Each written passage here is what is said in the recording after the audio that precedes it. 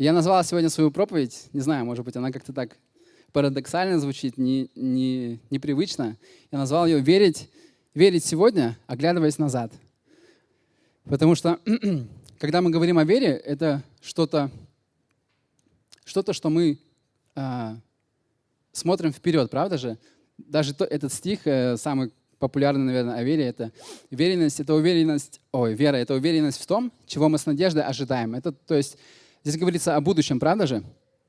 Но почему я сегодня назвал «Оглядываясь назад», вы поймете в ходе моей проповеди, надеюсь. Я постараюсь это объяснить. Давайте мы прочитаем, 11 глава, 1-2 стих. Еще раз и еще раз. «Вера – это уверенность в том, чего мы с надеждой ожидаем. Подтверждение того, чего мы не видим. Древние жили такой верой и заслужили одобрение». И 39 стих, там тоже написано примерно то же самое, что все они получили одобрение от Бога за свою веру. Там идет перечисление всех, не всех, кто туда вошел, героев веры, людей Божьих, которые жили по вере. И написано, что они все получили одобрение от Бога. И касательно моего названия, оглядываясь назад, это я имел в виду то, что мы будем верить сегодня, оглядываясь на тех людей, которые уже жили по вере, на нашего отца Авраама, по вере, на того же Ноя. Сегодня мы еще посмотрим несколько других персонажей. Они даны нам как примеры, для того, чтобы мы сегодня, когда проходим какие-то вещи в нашей жизни, вообще живя нашу христианскую жизнь, чтобы мы смотрели на них и видели, что это были такие же люди, с которыми Бог работал, с которыми Бог говорил и который ходил с ними даже. Давайте мы с вами откроем. Давайте я вас спрошу, если мы говорим о вере, о такой мощной вере, о хождении с Богом, кто у вас такой яркий персонаж всплывает сразу в голове? Иисус Навин, Давид. Кто еще? Даниил. Иосиф. На самом деле будет Давид, будет Моисей, и еще кто-то будет. Аарон был с Моисеем. Гедеон, кстати, тоже будет сегодня. Давайте начнем с Давида. 1 Царств, 17 глава, с 33 стиха. Саул ответил, это когда уже, помните, Давид пришел в стан израильтян, которые стояли против филистимлян. И когда Голиаф кричал, выходил несколько дней подряд, что кто из вас готов со мной сразиться, и там, не знаю, 2 эти армии стояли уже несколько, я не помню на самом деле, сколько они там стояли, но долго. И никто не решался выйти. Пришел Давид, самый младший из своих братьев. На самом деле это 2 глава, которая говорит о Давиде, кажется, и 16 еще до нее тоже говорится, как помазали Давида, как Самуил, как Бог избрал Давида, помните, он сказал Самуилу помазать его. То есть Давид приходит и говорит, давайте я с ним сражусь. Его привели к Саулу. То есть он так много об этом говорил своим, даже не своим братьям, его братья не хотели его слушать. Он говорил каким-то там воинам, спрашивал, что мне за это будет. В итоге он был настолько настойчивый, что его привели к Саулу. И Саул ответил Давиду, ты не можешь выйти против этого филистимлянина и сразиться с ним. Ты всего лишь мальчик, а он воин с юных лет. Но Давид сказал Саулу, твой слуга пас отцовских овец, и когда бывало лев или медведь приходил и уносил из отары овцу, я гнался за ним, разил его и спасал овцу из его пасти. Когда же он бросался на меня, я хватал его за шерсть, разил и убивал. Твой слуга убивал и льва, и медведя. Этот необрезанный филистимлянин уподобится им, потому что он бросил вызов войскам живого Бога. Господь, который избавлял меня от лап льва и медведя, избавит меня от руки этого филистимлянина. Саул сказал Давиду, иди, и да будет с тобой Господь. Где здесь мы видим веру? Вопрос к вам. Как Господь, Давид говорит, что Господь меня уже избавлял, и поэтому я смогу одолеть этого филистимлянина, потому что у меня были уже в жизни примеры, когда приходили какие-то львы, медведи и похищали мое имущество, я за ними гнался, и Господь давал мне победу. И он говорит,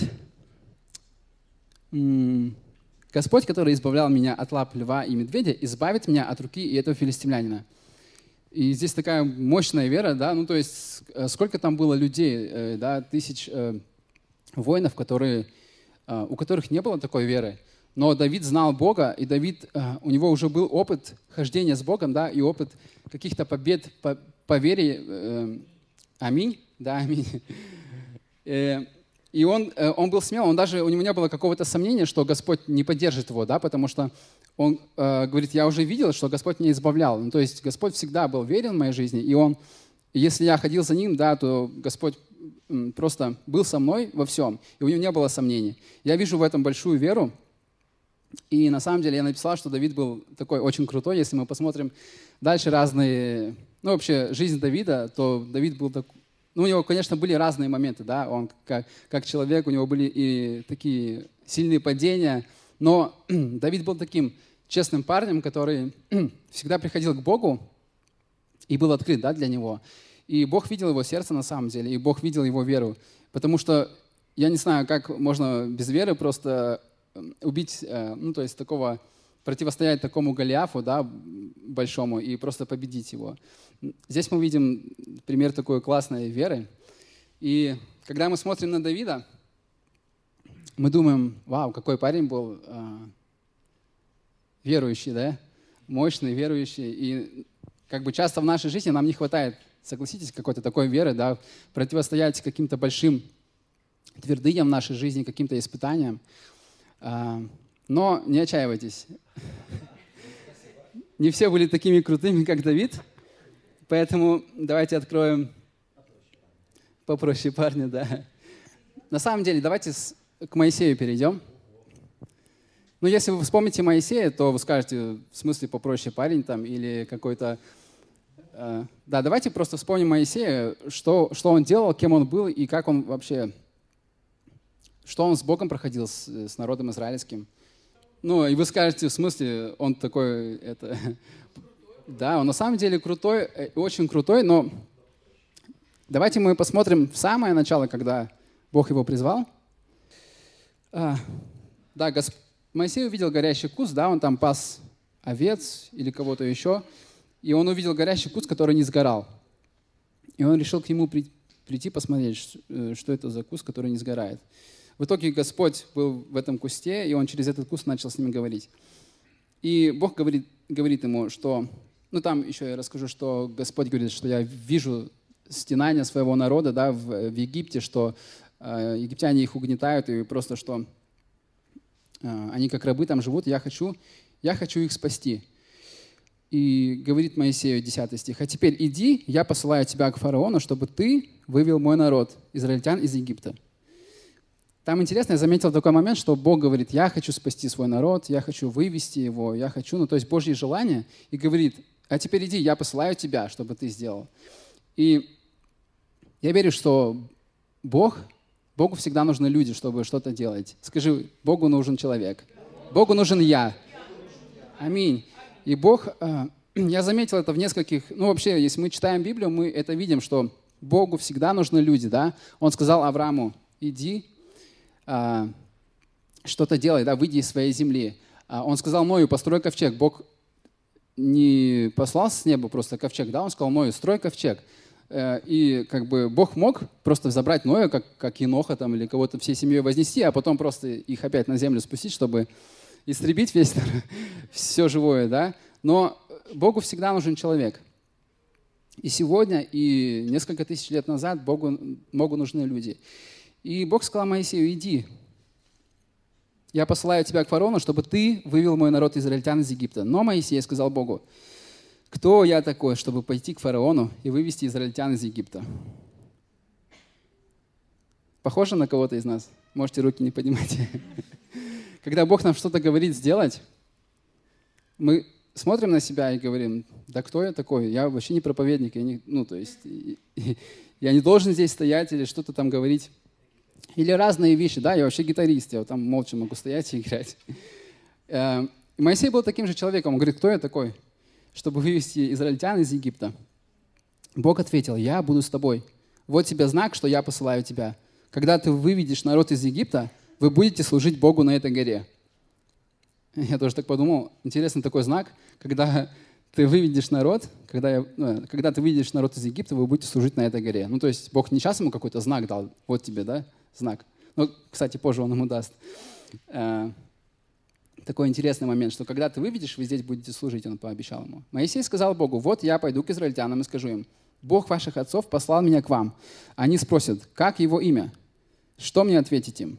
Бог сказал Моисею: «Я тот, кто я есть. Скажи израильтянам: я есть, послал меня к вам». Еще Бог сказал Моисею: «Скажи израильтянам: Господь, Бог ваших отцов, Бог Авраама, Исаака и Иакова, послал меня к вам. Вот мое имя навеки. Так меня будут называть из поколения в поколение». Дальше, может, немножко пропустим. И следующую главу откроем. Моисей ответил: «А если они не поверят мне? Если не послушаются и скажут: Господь не являлся тебе?» Тогда Господь сказал: «Что у тебя в руке?» «Посох», — ответил он. Господь сказал: «Брось его на землю». Когда Моисей бросил его на землю, тот превратился в змею, и Моисей отбежал от нее.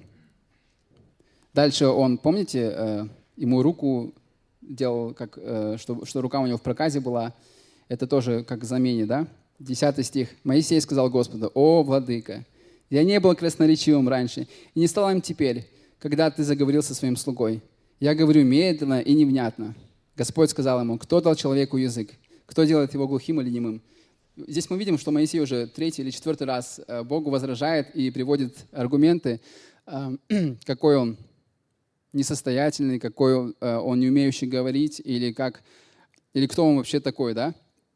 Просто когда мы читаем это, вспоминайте про себя, не знаю, про какие-то вещи, которые вам Бог говорит делать, и как мы находим оправдание, да, для Бога. Но Господь, Он был неотступным, и Он просто дальше говорит ему: «Разве не я, Господь, так? Итак, ступай, я помогу тебе говорить и научу, что сказать». Но Моисей ответил еще раз: «О, владыка, прошу, пошли кого-нибудь другого». Здесь я просто смеюсь. То есть у Моисея уже закончились отговорки, и он говорит: «Пошли кого-нибудь, пожалуйста, другого», потому что… Да, ну на самом деле вот в моей жизни тоже такое бывает часто, да, мне Бог говорит что-то делать. И мне хочется первым делом сказать: а давайте вот тот, может быть, или вон тот. У него лучше получится, или тот лучше сможет сделать Господь. Вот у меня нету к этому каких-то задатков или чего-то еще. Господь меня здесь тоже просто обличает. Но здесь очень потрясающая вещь. Мне нравится, что Бог говорит уже ему. Господь разгневался на Моисея и сказал: «А твой брат левит Аарон, я знаю, он хорошо говорит.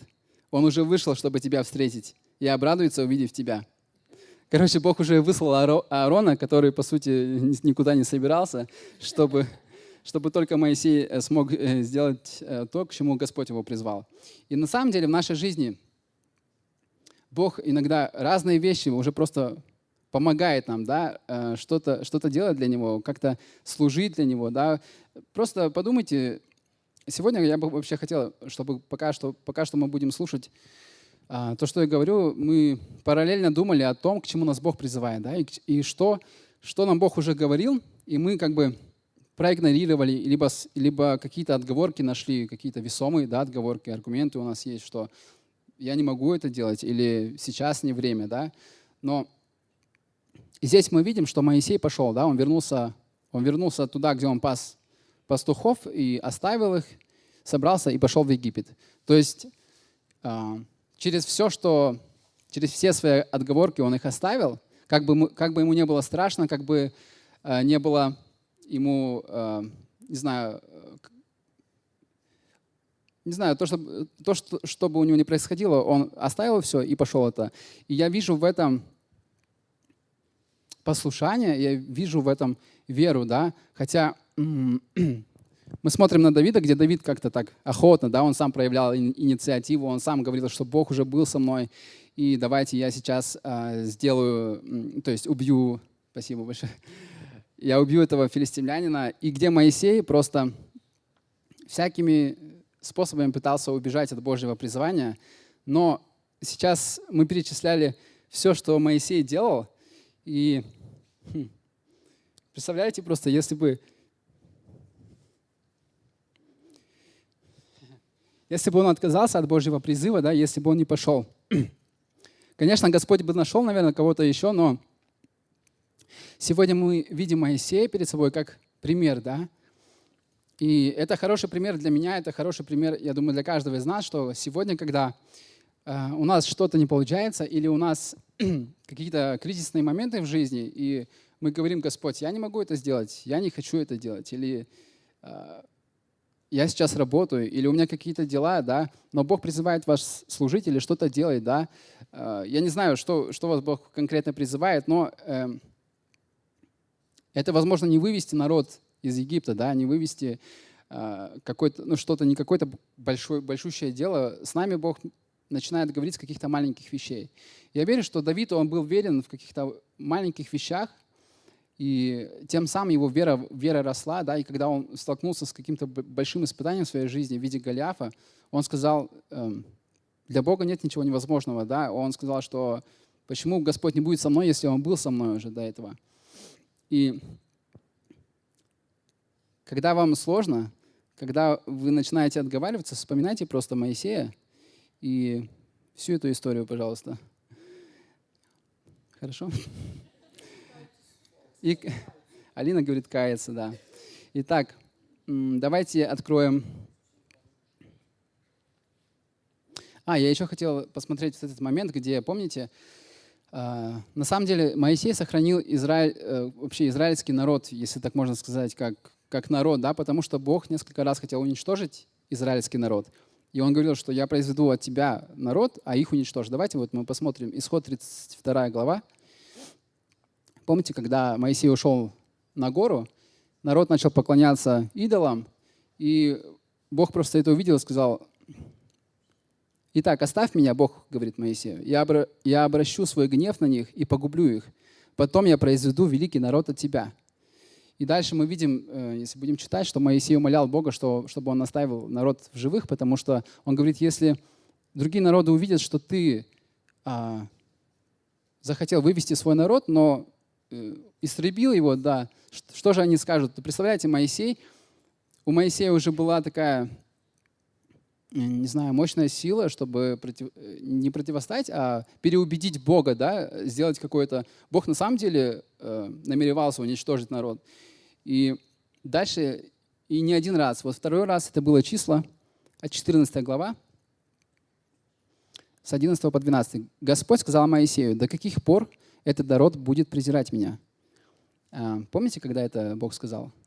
Я сегодня просто буду чуть вопросы задавать, чтобы знать, слушаете вы меня или нет. Да, но когда это произошло? Нет.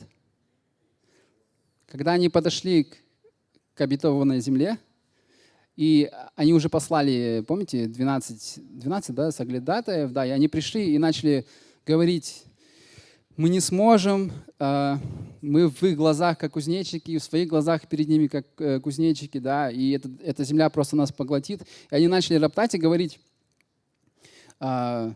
лучше бы мы погибли в этой пустыне, или лучше бы мы погибли в Египте, да. И на самом деле они потом погибнут в этой пустыне. Если вы помните, Бог сказал им, что вы не войдете, все, кто роптал, да, там только Иисус Навин, и Халев, и их род, они вошли, а все остальные не вошли, потому что они роптали, потому что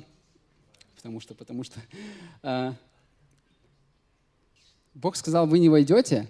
И я увидел в этом то, что они говорили слова, это опять же, если мы вспомним первую проповедь, кажется, которую Денис говорил, там как раз таки о словах, да, если мы говорим какие-то слова веры или просто слова неверия, слова неверия тоже будут работать в нашей жизни. Они говорили: лучше бы мы умерли, типа мы не сможем войти. И они не вошли. А те, кто говорил, что мы сможем, они смогли войти. И так. Числа 13, 28, 34. Давайте прочитаем. Они сказали Моисею: мы были в краю, куда ты нас посылал. Там на самом деле течет молоко и мед. Вот его плоды. Но народ, который там живет, силен, а его города укреплены и очень велики. Мы даже видели там потомков Анака. Амаликитяне живут в Негеве, Хетты, Иусеи и Амуреи в Нагорьях, а Хананеи у моря по Иордану. То есть мы не сможем пройти через них. Халев или Халев успокоил народ перед Моисеем и сказал: «Идем и овладеем землей, ведь это нам по силам». Но те, кто ходил с ним, сказали: «Мы не можем напасть на этот город, он сильнее нас». Они порочили перед израильтянами землю, которую разведали, говоря: «Земля, которую мы разведали, пожирает своих обитателей. Все люди, которых мы там видели, огромного роста. Мы видели там исполинов. Рядом с ними мы казались себе кузнечиками. Да и в их глазах были такими же». И следующая глава, 14 глава, с 11 стиха. «Господь сказал Моисею: до каких пор этот народ будет презирать меня? До каких пор они будут отказываться поверить в меня, несмотря на все знамения, которые я совершил среди них? Я поражу их мором и истреблю, а от тебя произведу народ больше и сильнее их». Здесь мы видим, как Бог опять говорит Моисею, что я их поражу, давай, а от тебя произведу великий народ. Но самый легкий был бы, мне кажется, момент. Моисей, мне кажется, уже запарился с этими израильтянами, которые просто, если мы почитаем, то там столько было ропота и столько было возмущения, негодования против Бога, да, они восставали, строили себе каких-то идолов. И каждый раз Моисей боролся с ними, да, просто их защищал перед Богом. И если вспомнить этого Моисея, который перед этим горящим кустом говорил: «Господь, пошли кого-то другого, я вообще не могу». Порой мы просто не знаем, какой потенциал Бог в нас вложил. Да? И Моисей на тот момент тоже, мне кажется, не осознавал, что Бог хочет из него сделать какого-то сильного человека веры, да, который будет следовать за Богом и который будет вести весь народ. Я верю, что Бог имеет для каждого из нас. Он вложил уже в нас тот потенциал, да, который Он хочет, чтобы мы развивали, чтобы мы росли в вере, чтобы мы двигались за Богом, да, смотря на этих же героев в Библии, да, которые порой были просто такими же людьми, как мы. Иногда даже мы смотрим, думаем: да что за слабаки или что за какие-то неуверенные люди, да. Но это классный пример для нас, что мы можем сегодня через их примеры себя созидать, да. Давайте посмотрим еще на другого героя, на Гидеона.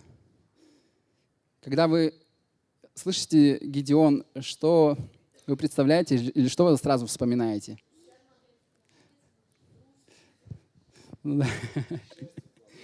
Гидеон был не такой, как Моисей, наверное, да?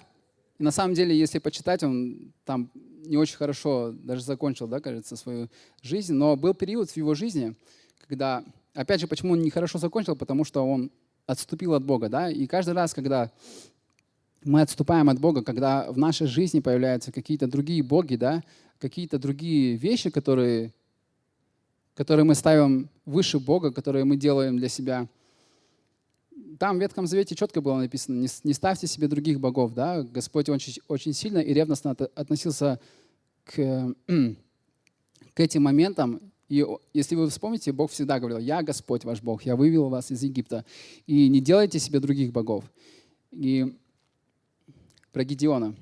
Судьи 6 глава, с 1 по 16 стих. Здесь опять, вот мы видим, израильтяне вновь стали творить зло в глазах Господа, и Он на 7 лет отдал их в руки мадианитян. Мадианитяне так угнетали их, что израильтяне стали делать себе укрытия в горных расселинах и укрепления в пещерах. Всякий раз, когда израильтяне сеяли, мадианитяне, амаликитяне и другие восточные народы вторгались в страну. Они разбивали у них на земле свои лагеря, губили урожай до самой Газы и не оставляли Израилю никакого пропитания, ни овец, ни волов, ни ослов. Они являлись со своим скотом и с шерстрами, словно рои саранчи. Людей и верблюдов было без счета. Они вторгались в страну, чтобы опустошать ее. Израильтяне так обнищали из-за мадианитян, что воззвали Господу о помощи. Молодцы. Скажите, когда мы оставляем Господа, или мы, когда уходим, или начинаем строить что-то самостоятельно, или мы отвергаем Бога, то в нашу жизнь всегда приходят какие-то проблемы, да? Но я не говорю, что с Господом жизнь, она без проблем, без каких-то сложных моментов, но когда мы отступаем от Господа, тогда вообще, да, просто все становится очень печально. И мы видим, если мы читаем этот Ветхий Завет, сегодня почему-то у меня столько из Ветхого Завета примеров, мы видим, что всякий раз, когда народ Божий отступал от Бога, приходили в их жизнь какие-то проклятия, какие-то неудачи, да, всякие мадианитяне, амаликитяне и другие народы просто их опустошали и убивали. И сегодня, если, я не знаю, если посмотреть на нашу жизнь, сегодня нет каких-то людей, которые нас хотят убить или ограбить. Ну, возможно, кто-то хочет, но навряд ли. Но если мы отступаем сегодня от Бога, в каких-то моментах, да, мы можем ходить в церковь по воскресеньям, мы можем даже петь песни, поднимать руки. Но если только мы знаем, да, в нашем сердце, что на первом месте стоит и чему мы поклоняемся, что мы ставим впереди. И всякий раз, когда мы отходим от Бога, я думаю, что каждый из нас, он чувствует вот какой-то провал в своей жизни. И это неспроста. Мы призываем, да, каждый раз в воскресенье мы призываем друг друга верить, да, стоять в вере, провозглашать Божье обетование, стоять на Его Слове, для того, чтобы сегодня мы могли стоять твердо, и чтобы в нашей жизни рука Божья, да, она была над нами. Это очень важно. Ходить с Богом, не просто принять Иисуса Христа и просто ходить в воскресенье на служение, да, или ходить через раз вообще. Я хочу сказать, что очень важно, чтобы Божье присутствие, да, в нашей жизни, оно было на первом месте. И чтобы наша вера через Его Слово, через Его присутствие, она возрастала. Иначе нет какого-то смысла ходить за Богом и называть себя христианами. Правда же? Аминь. Дальше происходит... я хотел заострить внимание опять же, на Гидеоне. Израильтяне воззвали к Господу, и потом написано, что Бог послал пророка какого-то, который сказал: «Так говорит Господь, Бог Израиля, я вывел вас из Египта, из земли рабства. Я избавил вас от власти Египта и от руки всех ваших притеснителей. Я прогнал их от вас и дал вам их землю. Я сказал вам: я Господь ваш Бог. Не чтите богов амореев, в земле которых вы живете. Но вы не послушались меня». И если мы, опять же, повспоминаем или посмотрим Ветхий Завет, каждый раз Бог, когда приходил к израильскому народу через своих пророков, Он говорил и напоминал им, что «Я, Господь, вывел вас из Египта, да, я сделал такие-то чудеса». Если мы посмотрим там псалмы Давида, да, или пророков, они всегда напоминали Израилю, то есть своему израильскому народу, что Бог вообще сделал в их жизни, да, как Он их вывел, как Он был с ними, как Он ходил с ними по этой пустыне, как Он их спасал, кормил, исцелял, да. И опять же, к названию проповеди, что Бог даже тогда, Он обращал их внимание назад, да, чтобы они посмотрели, не забывали, откуда Бог их вывел, как Бог с ними был, и что Он сегодня тоже с ними, да, и Он завтра будет тоже с ними, то есть и с нами, да, сегодня. Дальше Господь пришел к Гидеону, 11 стих. «Ангел Господень пришел и сел в Офре под дубом, который принадлежал Авиезериту Иоашу. Его сын Гидеон молотил тогда пшеницу в давильне, чтобы укрыть ее от мадианитян. Тогда ангел Господень явился ему и сказал: «Господь с тобой, могучий воин». Интересно, Гидеон спрятался там, что-то там втихаря делал, да, дрожал, наверное, от страха, а Господь ему говорит: «Могучий воин». Мне кажется, Гидеон просто обалдел от этих слов. «Но господин мой, — ответил Гидеон, — если Господь с нами, то почему же все это случилось? Где же все чудеса, о которых нам рассказывали наши отцы, когда говорили: разве Господь не вывел нас из Египта? Нет, теперь Господь нас оставил и отдал в руки мадианитян». Тогда Господь повернулся к нему и сказал: «Иди и спаси своей силой Израиль от руки Мадиана, и я сам посылаю тебя». И опять же Гидеон здесь говорит: «Но, владыка, — спросил Гидеон, — как мне спасти Израиль? Мой клан самый слабый вроде Манаси, а я самый незначительный в семье». Господь ответил: «Я буду с тобой, и ты сразишь всех мадианитян, как одного человека». Дальше Гидеон просит там знамений у Бога, да, но опять же мы видим, что Гидеон, подобно Моисею, он начал оправдываться, начал вспоминать свой клан, что он там самый незначительный, самый младший, и что вообще он не сможет, да, это сделать. Потом мы, если почитаем, можете почитать там дальше, просто удивительным образом Бог сразил этот народ, да, который там просто ополчение было большущее, которое невозможно было посчитать. А Гидеону Бог сказал, они всего в итоге оставили 300 воинов, да, и Бог сказал, что, следующая глава, «Воинов с тобой слишком много», 2 стих, Я не стану отдавать мадианитян в их руки, чтобы Израиль не мог гордиться предо мной, будто его спасла его собственная сила. Объяви воинам, всякий, кто боится». Окей, там в итоге осталось 300 воинов, да, вы тоже помните это. И Господь часто в нашей жизни берет что-то маленькое и что-то такое незначительное, чем мы не можем, да, хвалиться, и чем мы не можем сказать: вот я в этом профессионал, вот я хорошо умею это делать, поэтому я буду в этом что-то делать для Бога. Иногда Бог нам говорит: иди что-то сделай для меня. И мы смотрим на себя, как Гедеон или как Моисей, говорим: у нас нет вообще к этому каких-то задатков, или у нас нет способностей, или я самый младший, или я самый старший, или что-то, какие-то вещи еще, у меня недостаточно денег, или... Ну, короче, много разных отговорок мы можем себе придумать, но мы видим, что Гедеон пошел. Как бы он ни боялся, как бы сложно ему не было, он послушался Господа и пошел. Моисей тоже, как бы ему сложно не было, он послушался и пошел. И Бог сделал великие вещи через этих людей.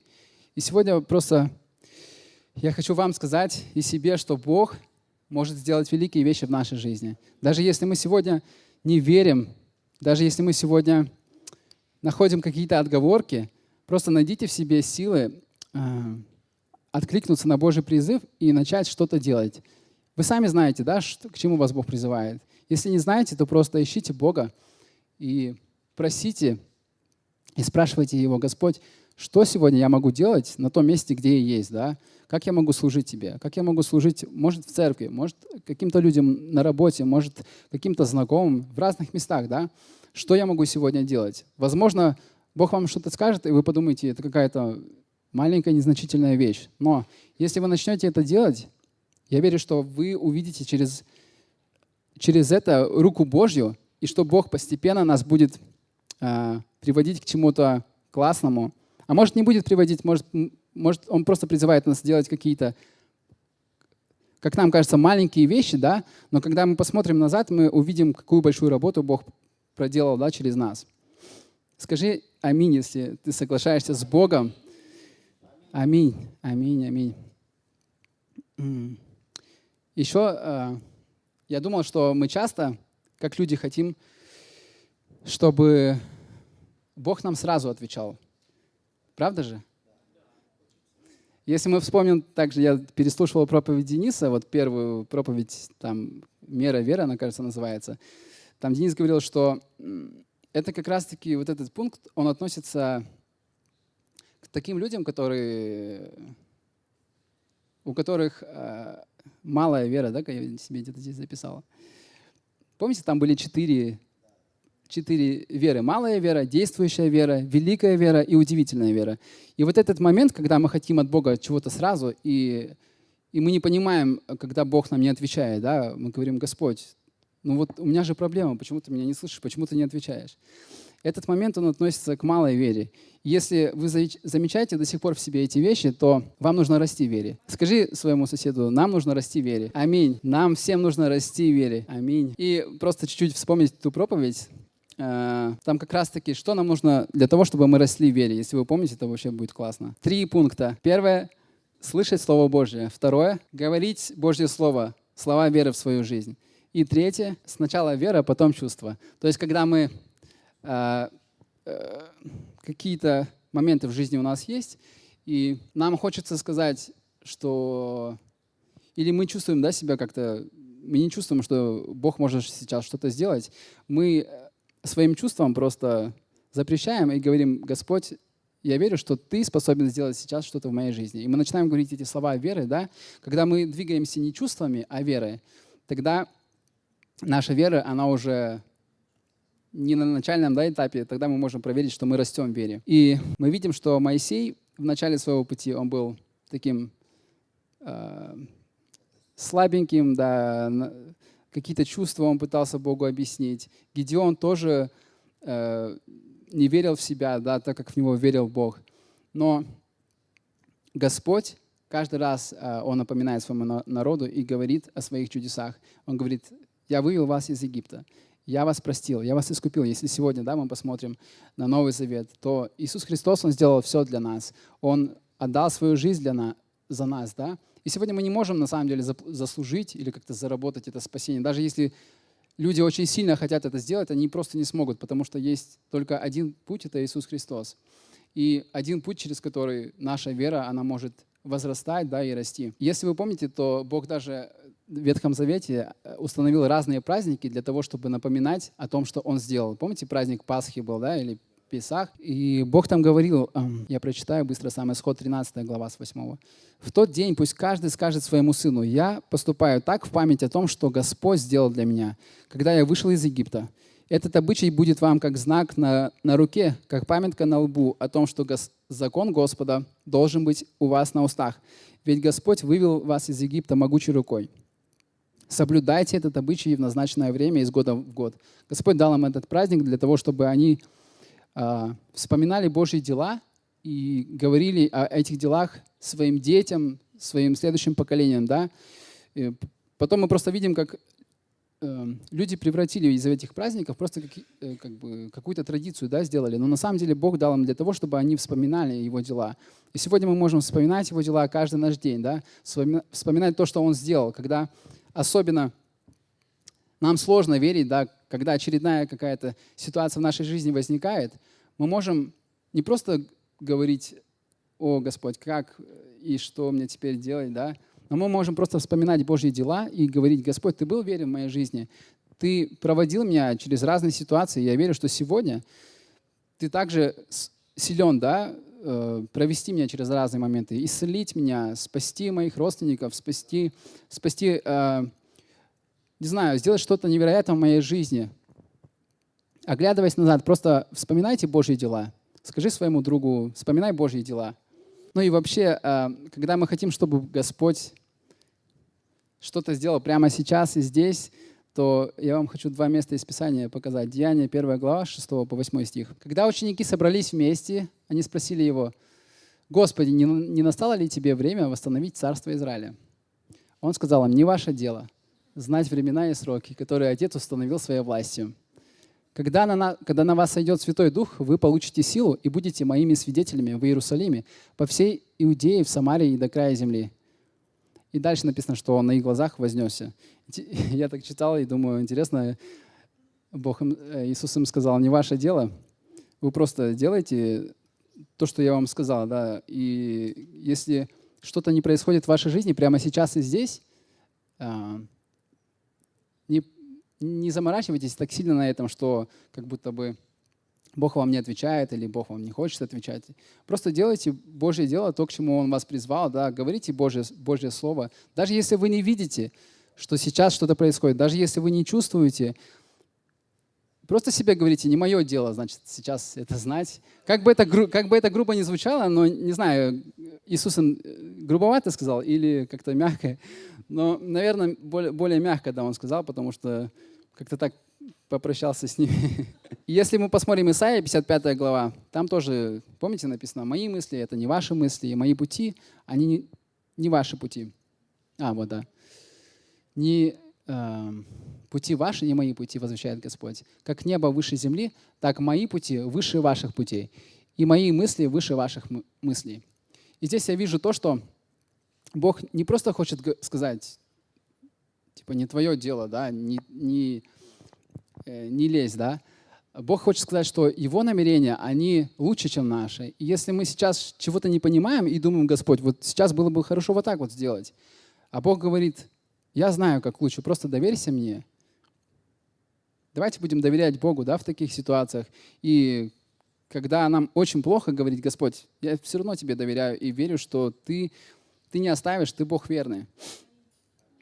Еще я хотел немножко о поклонении и сказать, почему мы часто поем разные песни, да, что Господь верный, Господь там святой, да, Господь провел меня. Это опять же напоминание нам, это хвала Богу, да, и в то же время мы говорим Богу, что Бог, ты был верный, да, я верю, я благодарю Тебя, что Ты был верным в моей жизни. Я верю, что сегодня и завтра Ты будешь верным в моей жизни. Мы напоминаем сами себе, поэтому опять же, когда сложно, начинайте прославлять Бога, начинайте хвалить Бога и петь эти песни. Если вам сложно читать Слово, просто вспоминайте те песни, которые вам нравятся, которые вас поднимают. На YouTube, смотрите, мы начали, надеюсь, продолжим выкладывать наше прославление. Если мы посмотрим на Давида, то он на самом деле так и делал. Почему у него столько псалмов было? Мне кажется, он просто каждый день брал свою арфу, гитару там, и начинал просто благодарить Бога. Когда ему было плохо, он просто плакал перед Богом. Но даже в самом каком-то плачевном своем псалме мы видим надежду и веру, у Давида. И он говорил, что Господь, Ты был верен. Я не знаю, Ты меня сейчас как будто бы оставил. Ну, как бы есть такие слова, где он поет, как будто Бог, Ты меня оставил, я ничего не чувствую. Но я верю, что Ты не оставлял меня, и Ты будешь со мной. Аминь. И в конце я бы хотел сказать, что наша вера, то, с чего я начал, она написана Евреям 12:2. Будем неотрывно смотреть на Иисуса. От начала до конца наша вера зависит от Него. Он ради предстоящей радости претерпел смерть на кресте, пренебрегший позор, и сейчас сидит по правую сторону от Божьего престола. Как бы мы ни старались, нам очень важно смотреть на Христа, и чтобы Он был в фокусе нашего внимания, потому что здесь написано, что наша вера от начала и до конца зависит от Него. Но на самом деле не только от Него зависит, потому что Он не сможет за нас верить, Он не сможет за нас что-то делать. Она в сотрудничестве с нами, когда мы и Господь, тогда все получится. Если мы пытаемся своими силами, или же мы пытаемся просто как-то говорить, Господь, Ты же сказал, что наша вера зависит от Тебя. Пусть моя вера зависит от Тебя. Тогда тоже ничего не получится. Потому что мы видим, что Богу всегда нужны люди, и Он хочет с нами что-то делать. Он не может в нашей жизни, как бы Он не хотел сделать что-то за нас, но Он не может. Поэтому давайте скажем, Господь, пусть я сегодня буду откликаться на Твой призыв и следовать за Тобой, верить вместе с Тобой. И пусть на самом деле моя вера, она будет от Тебя исходить и вести меня к Тебе, Господь. Колоссянам 2:6. Поэтому, раз вы приняли Господа Иисуса Христа, то и живите в Нем, пускайте корни и растите в Нем. Пусть вера, которой вы были научены, набирает в вас силу. Пусть благодарность переполняет вас. Классный момент, где он говорит, пусть вера, которой вы были научены, набирает в вас силу. Не просто лежит где-то на полочке, но пусть она набирает силу. Набирает силу из Божьего Слова, из схождения с Богом, из прославления Бога, вообще из нашей живой жизни с Богом. Мы призваны к тому, чтобы наша вера, она росла, чтобы она набирала в нас силу. Еще хочу напомнить в конце, что Бог всегда использует людей. И Он не делает что-то сам по себе. Богу всегда нужны люди. И Он делает что-то через них. Скажи, мы нужны Богу. Я нужен Богу. Аминь. Вспоминая Авраама, Ноя, Давида, Моисея, Гедеона и других людей, которые люди Божьи, люди веры, мы видим, что они стали такими, потому что они начали что-то делать, что они откликнулись на Божий призыв, они пошли, они встали, они начали строить ковчег, они пошли сражаться, Они не остались сидеть, не остались пасти овец или что-то еще делать, что-то прежнее, когда их Бог призвал к чему-то другому, И сегодня давайте будем теми людьми, которые откликаются на Божий призыв, которые встают, которые идут, которые начинают что-то делать, даже если это маленькое что-то. Давайте будем верными в том, что Бог нам говорит и то, к чему Он нас призывает. Аминь. Тогда мы будем видеть Божьи победы в своей жизни, Божью руку в своей жизни. И последний стих хотел бы прочитать Евреям, 11 глава, опять же, закончить тем, с чего начали. 6 стих. «Без веры Богу угодить невозможно, потому что каждый, кто приходит к Нему, должен верить в то, что Он есть, и что Он вознаграждает тех, кто Его ищет». Потрясающий просто стих. Я верю, что мы призваны к тому, чтобы верить не только части этого стиха, что Бог есть, что каждый, кто приходит к Нему, должен верить в то, что Он есть. Но я верю, что Бог призывает нас верить в то, что Он вознаграждает тех, кто Его ищет. Давайте, не знаю, просто когда я готовился, у меня было это слово внутри, что Бог вознаграждает тех, кто Его ищет. Обязательно придет Его вознаграждение в нашу жизнь. В разных, не знаю, в разных сферах по-разному, не так, как мы себе часто представляем, да?